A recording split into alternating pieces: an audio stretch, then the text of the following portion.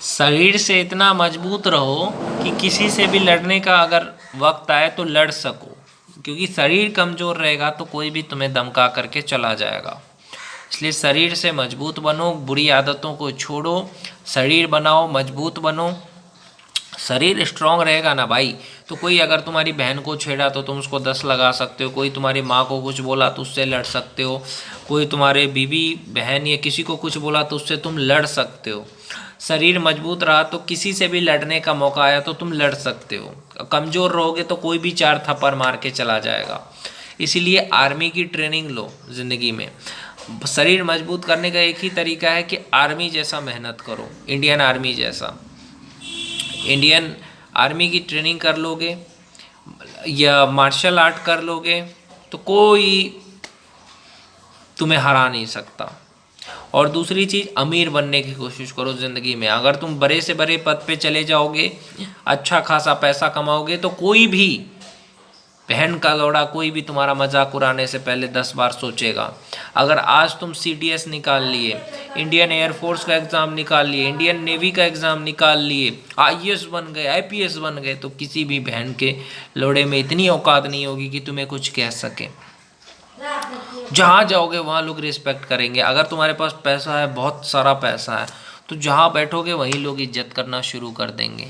और जिसके पास पैसा नहीं होता है उसका लोग मजाक उड़ाते हैं। मैंने देखा है अपने गांव में कि कुछ लोगों का, जैसे किसी का बेटी ने कुछ थोड़ा सा भी अच्छा किया, लड़की थी इसलिए व्यूज़ आ जाता है, तो उसके बाप बोलेंगे देखो मेरी बेटी का इतना व्यूज़ आया फेसबुक पे। अरे लड़की है इसीलिए आया। लड़की में ये होता है कि टैलेंट कम भी हो ना, फिर भी लोग देख करके लाइक कर देते हैं।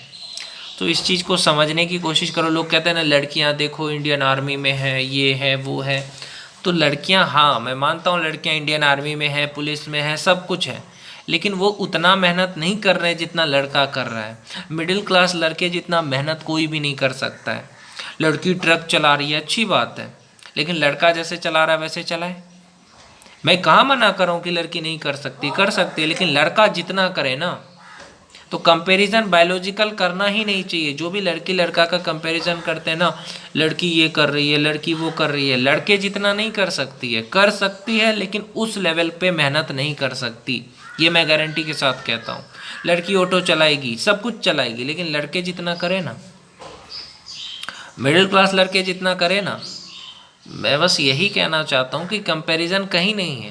लड़की अपनी जगह पे सब कुछ कर सकती है, लड़का अपनी जगह पे सब कुछ कर सकता है, तो कंपैरिजन किस बात का। अब सोसाइटी क्या करती है कंपैरिजन, देखो लड़की कर रही है, ऑटो चला रही है लड़की, और लड़के तो बेरोजगार बैठे हैं, अरे उनकी लड़की ये देखो IAS बन गई, उनकी लड़की डॉक्टर बन गई, लड़के कुछ नहीं कर रहे हैं, लड़के तो लड़कियों का सल्यूट कर रहे हैं। अरे वो लड़के अगर नहीं रहते ना तो IAS की गांड मार ली जाती, IPS की माँ चोद दी जाती। समझो बात को कि अगर लड़की IPS है, IAS है, और उसको उसके साथ जो अगर गार्ड नहीं रहते, पुलिस वाले नहीं रहते, तो उसकी क्या हैसियत रहती। इंडियन आर्मी में लड़की है, ठीक है, उसको ये 10 आतंकवादी के साथ छोड़ दो, पता चल जाएगा, शेरनी बनना निकल जाएगा, है ना। तो जो लॉजिकल बातें हैं, फिल्मी बातें नहीं कर रहा हूँ मैं कि फिल्म में दिखा एक लड़की ने 10 लड़के को मार दिया। रियलिटी अलग है भाई, है ना। तो रियलिटी वाली बात करो, फिल्मों वाली बात ना करो, ये रील वाली बात मत करो। तो यहाँ लड़कों की ज़रूरत पड़ेगी लड़की को। अगर दुर्गा माता शेर है ना, ठीक नहीं, दुर्गा माता को शेर नहीं होता ना, तो दुर्गा माता नहीं होती, तो शेर की ज़रूरत पड़ी।